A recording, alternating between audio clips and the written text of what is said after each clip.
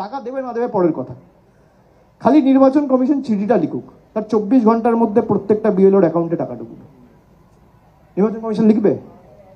নিরপেক্ষ হলে লিখতো, যারা বসিয়েছে তাদের বিরুদ্ধে কিভাবে লেখে? So you want the election commission to write a letter to the finance ministry? Obviously, yes. Why not? Election commission should write to the finance ministry and the Union of India, the union government, that you have withheld Bengal's rightful dues to the tune of 2 lakh crores. Release this fund now, and whatever notification election commission has released and made in the month of August, we will pay the BLO 5 times of what they promised to pay. This is my challenge before the cameras on record. Let them just write a letter. Whether that money comes to the state or doesn't come, that's a different question altogether.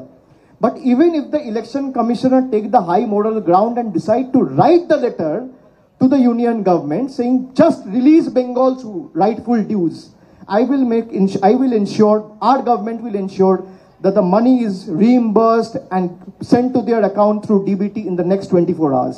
Are they up for this challenge? Ask them. দাদা ভাই আমার প্রশ্ন, আপনি নাকি নন্দীগ্রামে শুভেন্দু বাবুর বিরুদ্ধে নির্বাচনে দাঁড়ানোর প্রস্তুতি নিচ্ছেন, তাই জন্য বিভিন্ন সুকান্ত মজুমদারকে বলুন, ওটা ওনার মনের সুপ্ত বাসনা হতে পারে, কিন্তু তৃণমূলের আভ্যন্তরীণ বিষয়টা তৃণমূলের উপর ছেড়ে দিক।